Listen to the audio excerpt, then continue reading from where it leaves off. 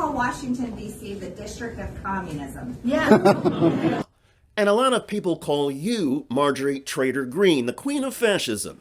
But go on. The problem with Washington, D.C. is it's so disconnected from real America and real Americans. I think they're so disconnected, I don't know if we can get them right back on track.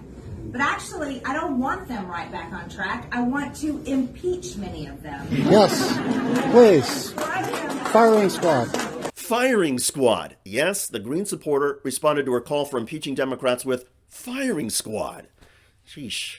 It did not look like the Congresswoman heard that, but if she did, would Greene have condemned it? Probably not, because this far-right lunatic traffics in hate and embraces violent imagery.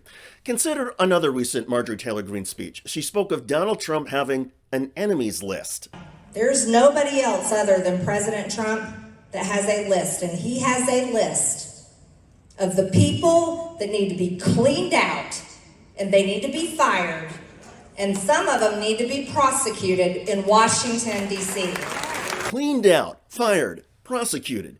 And when you convict somebody of treason, as a lot of conservatives like to point out, the punishment is execution. Thus, the easy manner in which Green supporters and others on the far right talk about firing squads.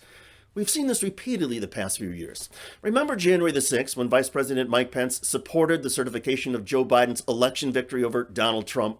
I'm telling you, if Pence caved, we're going to drag through the streets.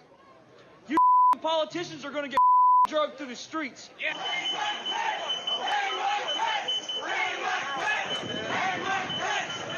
Well, back then, some of us thought that these were just a bunch of fringe extremists, and that the talk of hanging anybody was just a figure of speech. But we've seen repeatedly, thanks to Marjorie Taylor Greene and others, that this idea of literally removing your political opponents and perhaps even killing them is no joke. This talk is deadly serious, and it's being repeated out loud among people on the far right who cheer on their far right leaders. This is frightening stuff even when it comes from imbeciles.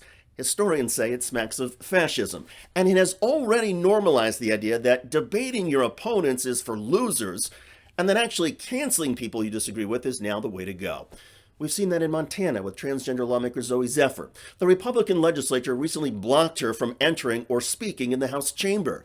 A week earlier, Zephyr had spoken out against GOP efforts to restrict gender-affirming care. We saw a similar expulsion of black Democratic lawmakers in Tennessee who had spoken out and joined demonstrators in calling for new efforts to combat gun violence. Instead of a vigorous debate, Republicans have decided to simply eliminate debates. Here's Connecticut Democratic Senator Chris Murphy. This is a trend all across the country. This is a really, really disturbing trend, right? This is how you lose a democracy, is when people that disagree with their opponents, instead of engaging in that debate, cancel their right to be part of the debate in the first place. This is an issue we need to talk about. America's standards of political decorum are failing. Our political discourse is becoming more hateful and more violent and more exclusionary. And if we stay silent or let it go, Marjorie Taylor Greene and her firing squad seeking supporters will only gain more power and credibility.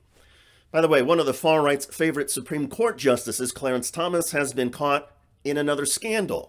Harlan Crow, this wealthy Republican donor, is making a series of tuition payments for Thomas's grandnephew, who Thomas was raising as a son. Talking potentially in excess of $150,000. This was at two private boarding schools, one in Virginia and one in Georgia. Check out that video at the link below. I'm David Shuster. Thanks for joining us.